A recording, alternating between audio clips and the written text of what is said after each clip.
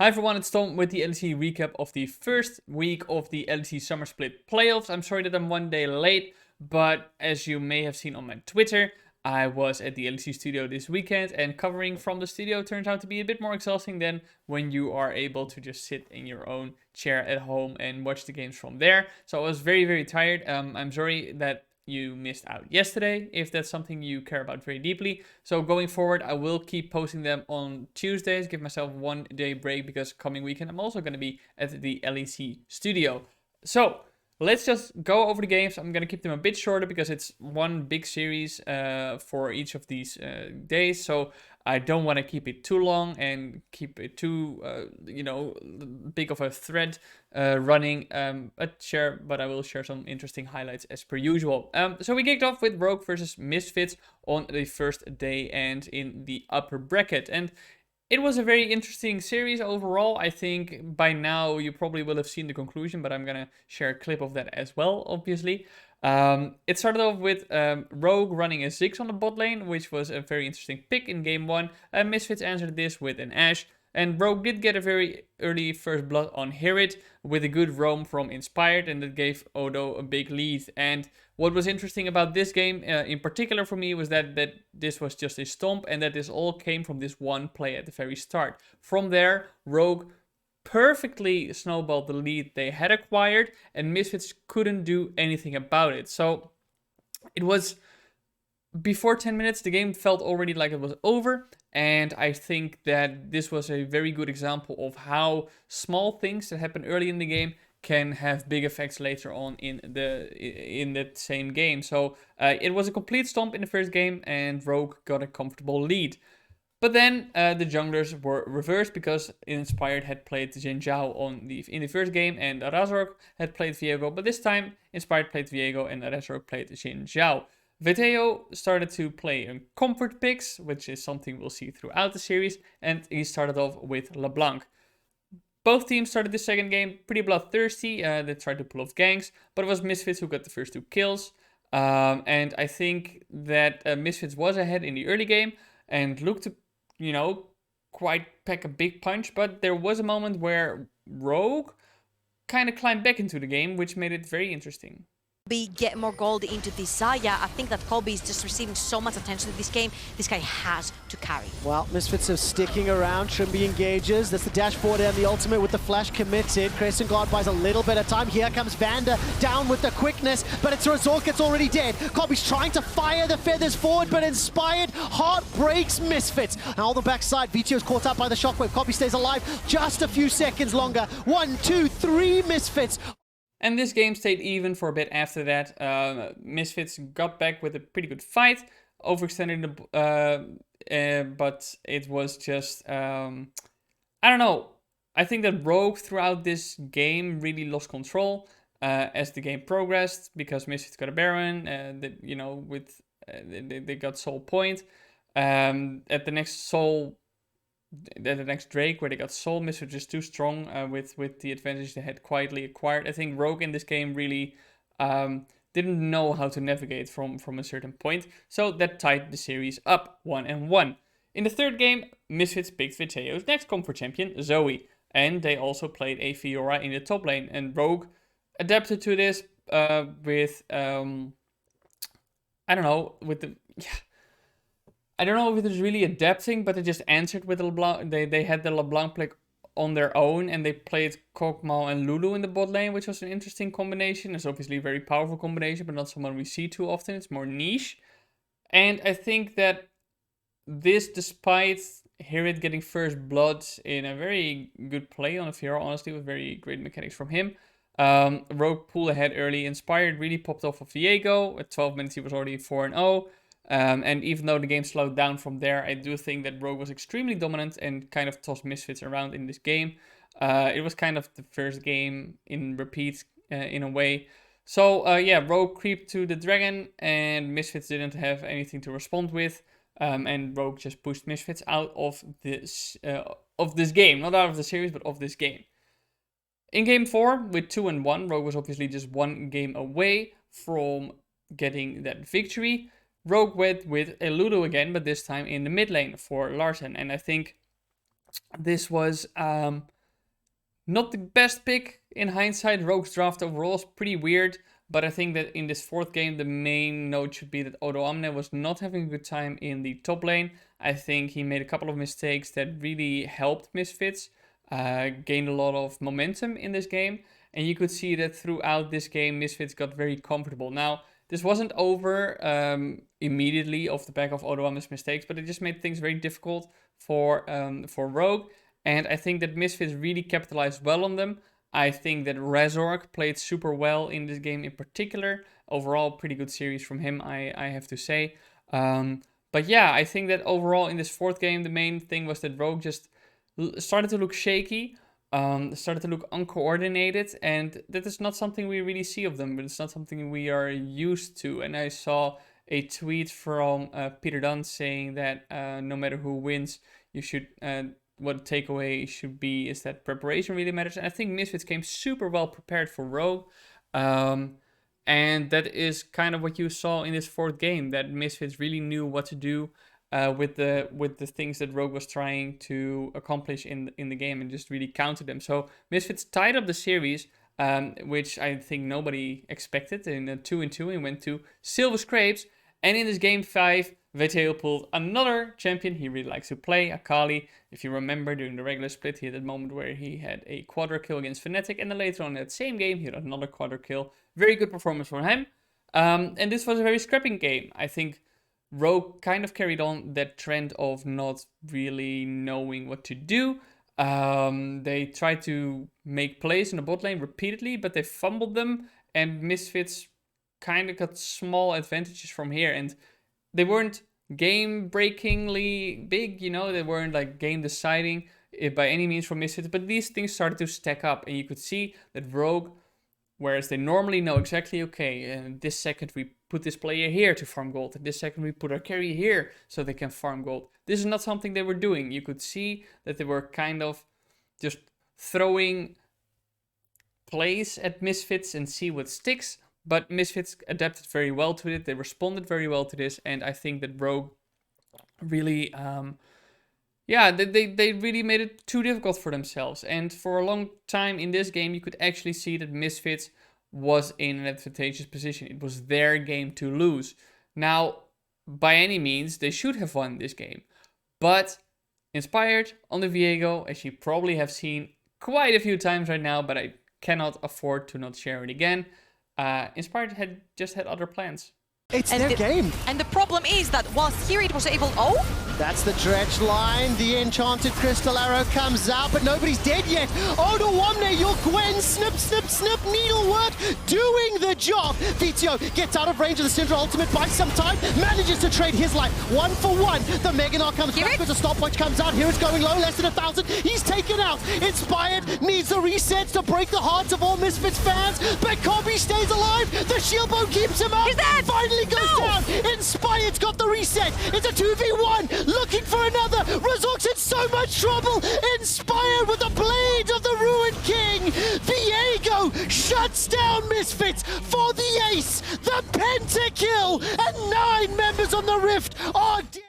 And the game wasn't over from here either. From this point onward, you could actually see that the game was more even rather than one for Rogue. There was a big standoff at the Drake for a long time, where both teams, like for a whole minute, were just standing and poking at each other. So very interesting to see. In the end, though, it was Rogue who won. And I think the most interesting part here was obviously the Inspired play that kept him alive, because by all means, Misfits should have won this, but if it weren't for a broken Viego, who is just too strong, and probably the Immortal Shield Bow that he acquired from killing Kobe shouldn't have carried over as strongly as it did. So maybe that's something that Riot will nerf in the future. But yeah, it was also obviously fantastic play by Inspired. And I don't think many other people in the world would have gotten away with the pentakill that he did. On day 2 then, we had G2 versus Mad Lions, the most anticipated series of this weekend, perhaps. Given the rivalry of the two teams, given how Mad Lions obviously the defending champions, G2 is the one that were dethroned by Mad Lions. So yeah, let's just get into that game as well. In the first game, G2 got the Tahm Kench Xin Zhao combo, which is just an incredibly powerful combination. Tahm Kench top lane, Xin Zhao jungle, and you have everything you need in terms of sustainability, locking down your target, and you also have the damage. It was kind of ironic that G2 picked this in game 1 and completely stomped Mad Lions with it when Rogue did the exact same thing in their first game against Misfits the day before. Also stomped Misfits in game 1 with the exact combination. It was just very one-sided. G2 very comfortably got like a lead, then got the Heralds, they got the Drakes, they rolled to a Mountain Soul, and there was just nothing Mad Lions could do about it. So from here, it looked like it would be a pretty big stomp. But in game 2, things turned around, because even though G2 took an early lead, Mad matched their aggression, and the early game became kind of a mini fiesta. It was more loosening up. It was what we like to see from both of these teams when they play against each other, going for plays, trying to set up things, giving the spice when it comes to trying to accomplish things by killing each other. And I think that even though the mid game slowed down a bit, this really set the tone for how these teams would play in the series going forward. I think Mad was very aggressively looking to get a lead, and they actually managed to pick fights here and there. And Mad Lions probably the best team fighting team in the league at the moment. So let's share a clip of how well they did something to pull ahead of G2. Wonder in top. Elyoya looking for Mickey here. He's going to fully commit. Reckless and Caps waiting. TP behind. Be careful. Big TP coming in from behind. That's Armut on the backside. Reckless leaping out, but he's going to find himself right into the waiting arms of a Gwen. Snip, but kicked away. Good disengage tools coming in for the side of Mad Lions. Yanko's now going forward. Humanoid going for the 1v1 versus Caps. Looks like he's going to try to finish the job. Armut on the backside goes golden. That's the stopwatch. He buys time. A brief moment, but it's all he needs. Wonder getting collapsed on Mad Lions. Will they push for more? Will they turn for an objective instead? G2, 2 members picked off for nothing on the side of Mad Lions. Mad Lions are showcasing a masterclass in their use of teleports. So Mad Lions overcame G2 despite G2 having a good early game, and I think in this game in particular you could see that Armut was having a really good game on the Gwen. Now, in the third game, G2 tried to make plays early in order to pull that early lead that Mad Lions had looked for. And Mad Lions kind of expected everything. They answered very well into what G2 was trying to do, and G2 did manage to climb back, I guess, through continued pressure. They, when they failed the plays they were trying to make, they eventually realized, okay, probably need to do something else in order to keep up with Mad Lions. But I think that what stood out to me most in this game was that G2 also showed that brilliance that they had in the past, of those team fights. And let's just look at a clip to show you what I mean. With the Twisted Fate ultimate to give vision, all they have to do is trade it for the Herald. In the darkness, go Blanc, the Viego waiting, risky position, but Kaiser's gonna try to get things kicked off. Immediately they're trying to disengage. Wonder now peeling back. Ezreal ult across the front line. Watch Caps. He's sitting on the flank. He, of course, is spotted out. But what an insane reaction from Reckless, but it looks like the fight's not quite over yet. Yeah, really good reaction from Reckless, and we said they have to force their way in. Kaiser instantly goes in. TF ultimate was used too, but now they have a lot of ultimates down. Armut, eyes on him. He's the only one with ultimate. Meganar could change a fight. Knocked back by Reckless. They're focusing. They're setting their eyes on the objective. Elyoya, can he get in the pit? No. G2 have gotten what they came for, but can they take the fight as well? Caps on the back line. He's been locked up briefly by the Everfrost. Armut, he's Meganar, but he's only going to hit one with the ultimate. The rest of the team peeling away. Armut, he was so powerful. He's just getting torn to pieces. Caps shredding the entire line. That's the reset for Reckless, and it's going to be an absolute bloodbath. Kaiser running, Carzzy running, but Caps waiting in the darkness. The chains connect, and it'll be the chains that take him down to his grave. So yeah, despite G2 fumbling the early game in a bit, they had climbed back in the driver's seat. 20 minutes into the game, they were 14-5 up in kills, but 5 minutes later, it was Mad Lions who actually started to pull the trigger aggressively. They should, by all means, obviously have a huge deficit that shouldn't allow them to pull off good team fights, but they actually were they kept finding them, I should say, these fights and these comeback ways into the game.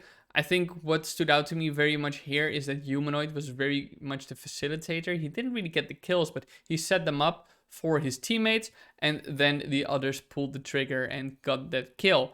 I think that you could see this most when around the Baron fight, the two teams clashed, And you just have to watch it, I guess, in order to see what I mean with Mad Lions coordinating super well in order what they want to do and how G2 dealt with that in this game.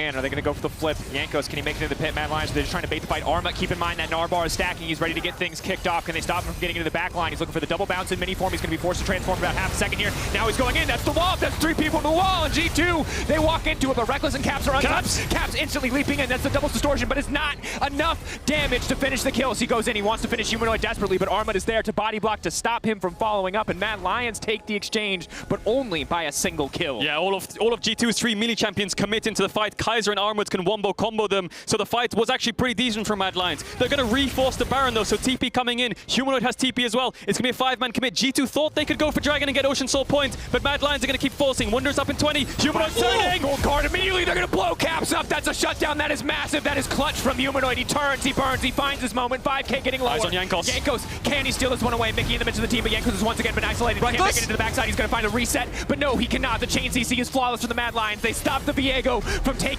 And off the back of this, Mad Lions pushed in all the way to the towers of G2. They got the Nexus towers. They retreated a bit, but, you know, with Mad Lions on the Twisted Fate, G2 couldn't really leave the base because Twisted Fate at any point could just use his ult, teleports behind you, and just kill the Nexus of G2 by straight up auto-attacking.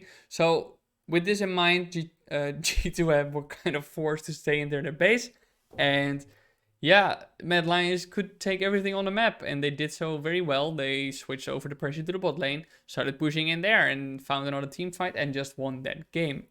And in the 4th game, with Mad Lions 2-1 up, they started targeting Humanoid quite a bit. They banned Twisted Faith, they banned their Rise, then also took away Armwood's Gnar, but then Armwood locked in Wukong. So that was kind of a funny thing where initially it looked like Mad Lions wouldn't have a mid or a top pick, but, you know, Armwood plays Wukong, and interestingly enough, G2 decided to play Jace into the Wukong, which is a Wukong favorite matchup, if you aren't aware. It was a very messy game from G2. They tried to dive mid to bot lane early, but yeah, they got the kills on Mickey, who is a support player, and you don't want the kills on him unless he's playing some weird champion that can also carry and do a lot of damage. Maybe, you know, a Galio can pivot and start dealing the damage, but he wasn't, so that wasn't very good.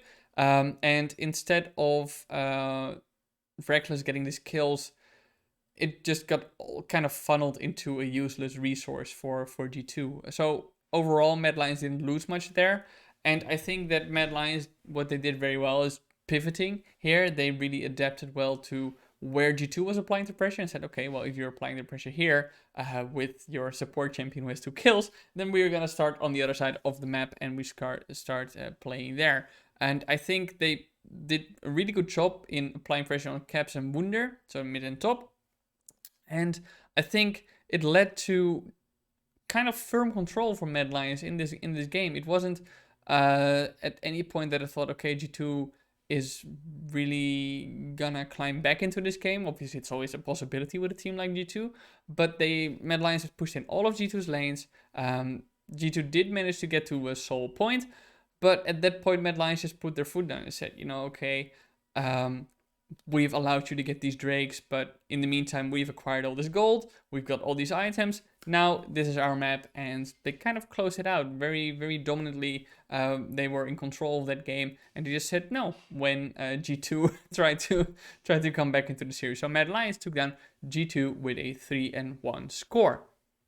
And we closed out the weekend with Fnatic versus Vitality. The elimination match, obviously, in the lower bracket, with either team losing, being eliminated from playoffs contention, and with that championship contention, and also not being able to get a world's ticket. So in the first game, you could kind of see what the tone would be for this entire series, where both teams had a very skirmish-heavy draft. Fnatic had LeBlanc, Lee Sin, and Olaf. Vitality had the Diana and the Yasuo, and it was, in a way, this series kind of repeated the formula of G2 versus Mad Lions. and in the first game, and also Rogue versus Misfits, where the first game was a complete stomp because Vitality from the get-go was in firm control. They really played well, very aggressively with their composition, which is what their composition obviously had to do. If you have a Diana and Yasuo, you want to get ahead early, you want to snowball in order to get all the damage items on those champions,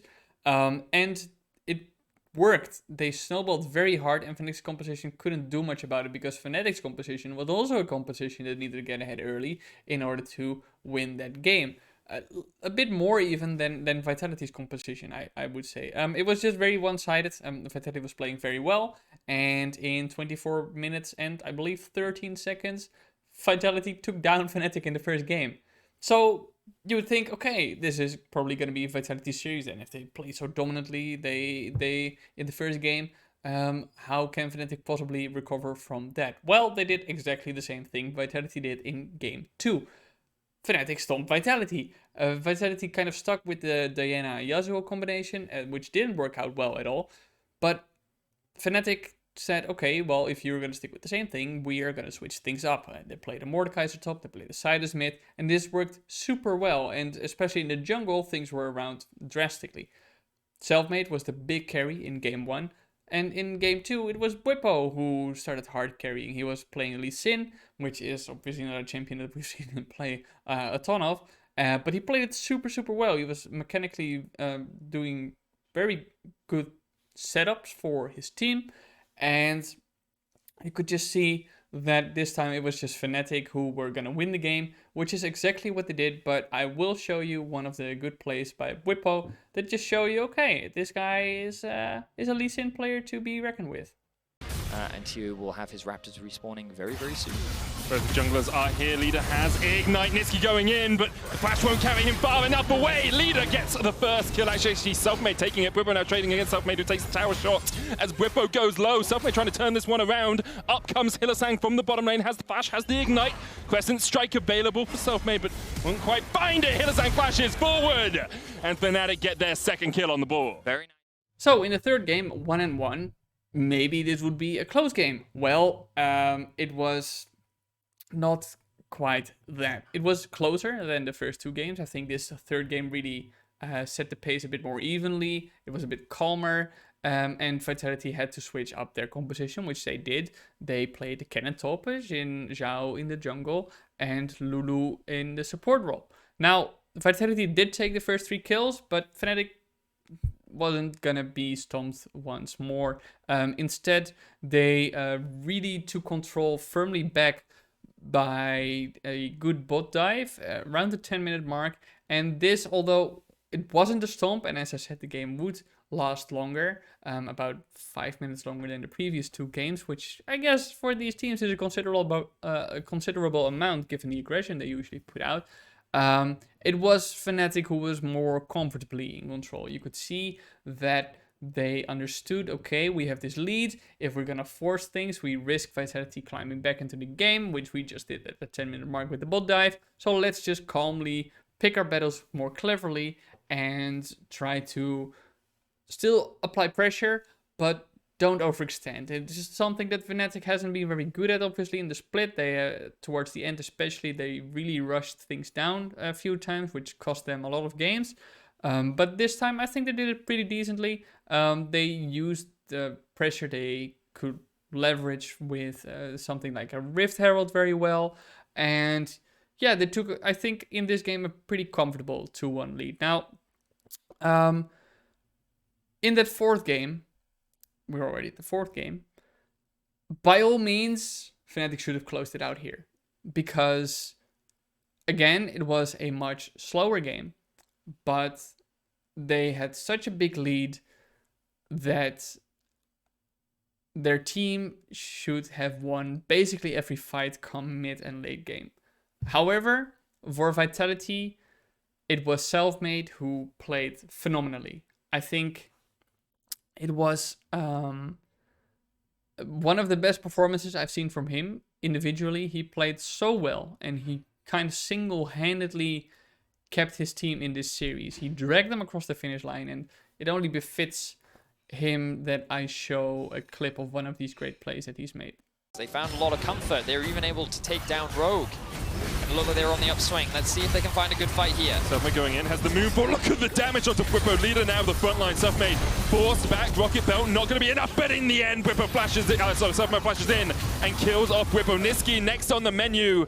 And so we went to another game 5 on this day, and yeah, I guess on this day you would hope that the last game would be very close, similar to the Rogue versus Misfits game 5, but it wasn't, unfortunately. It was a very boring end where Fnatic just took early control over the game and didn't let go, and Vitality wasn't able to do anything about it, so that series came to a bit of a dumb conclusion.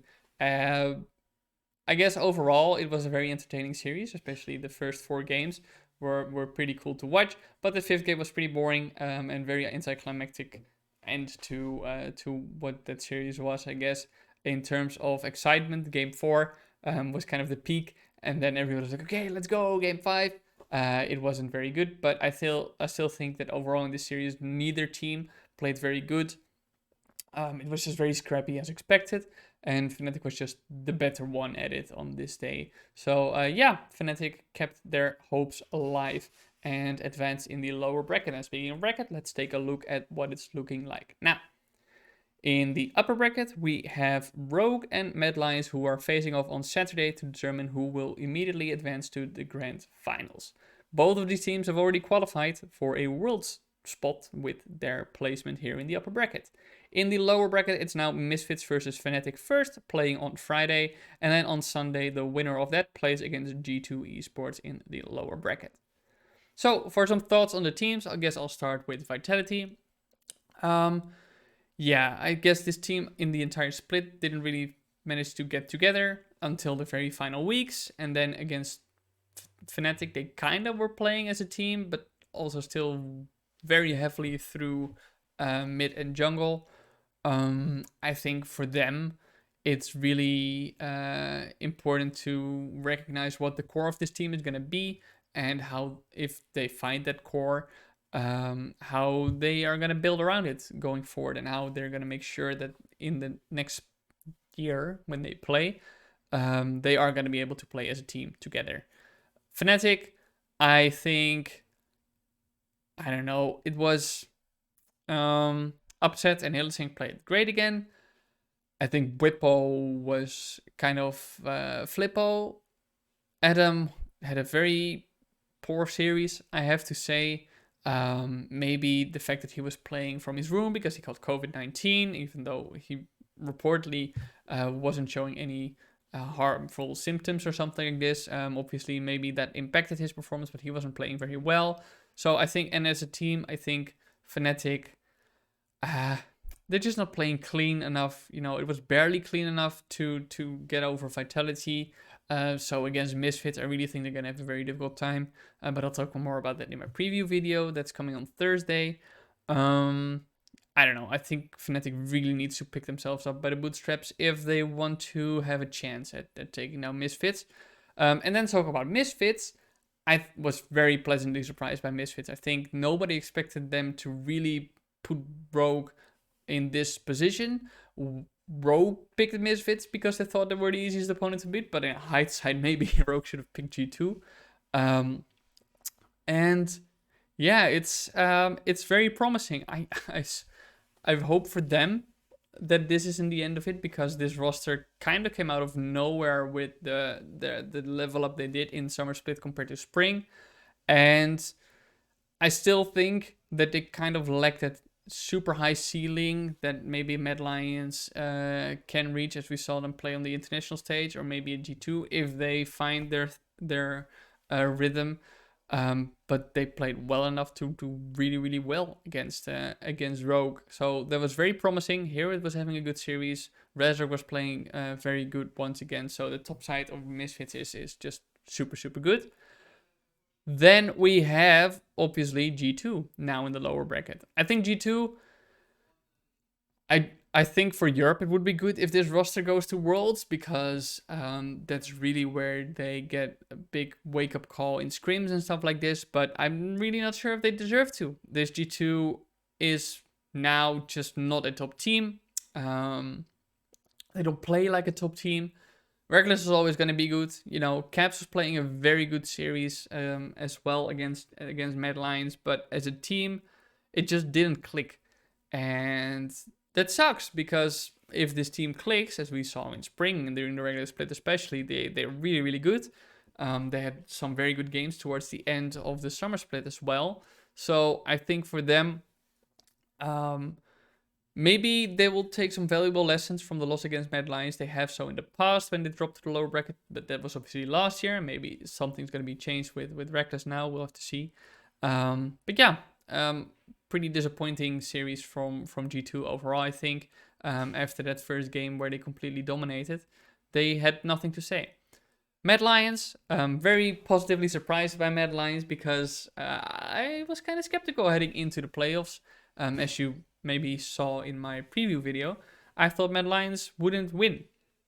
But Armut played super well in the series, which was a big level up from his regular split performance. Humanoid was once again super solid. The bot lane, Elyoya, I think all the players are playing very well. I don't think they're at the level they want to be at yet in order to go for the championship or go to Worlds, but they're getting there very quickly. Best of 5 is obviously very much a comfort zone for them. So yeah, good for them. And then Rogue, I said before that I wasn't sure if Rogue would have that same ceiling that I talked about a bit earlier as well, with that Mad Lions and G2 might have. And I think against Misfits it kind of showed what I meant, where they are good, they're very good, you know, and they can have very dominant victories as they did against in game 1 against Misfits. But I'm not sure if this is a Rogue that is gonna be able to consistently do that on an international stage, and also if that peak that they do have is high enough for that. So they're very good, don't get me wrong, but are they able to contest with the absolute top in the world? From what I've seen so far this split, I would say no, because they aren't consistent enough. I think we have seen games where Hansama popped off, Trimi popped off, Inspired popped off, Larsen popped off, Odeamda popped off. But when is this all going to click together, come together with once, and they are going to absolutely, you know, put on a performance consistently where you say, wow, this team is just gonna demolish everybody that comes in their path. Because I've had that feeling before when I was watching EU teams, especially in 2019, obviously with G2. We'll see if Rogue can pull together. Obviously, they did manage to clutch out the win against Misfits, which is very good. And it's probably very good for the mental as well, that they already qualified for Worlds, so they can just completely focus on their opponent in the LEC and go for the LEC title first. Yeah, we'll see what happens to Rogue overall. Yeah, their performance wasn't great. But yeah, I'm not gonna talk about LEC SuperFantasy today to round up, because unfortunately, the site completely bugged. They haven't addressed anything yet. And on Friday, they already handed out packs, even though that should only happen at the end of the weekend in the playoff format. You can read all about that on the site, how that playoff system works. So, sorry, nothing there for you now. But if you like my content overall, stay tuned for more content. Like and subscribe. Don't forget about that. I'll be publishing interviews and more content on this channel. And as usual, have a good day, and I'll see you on Thursday.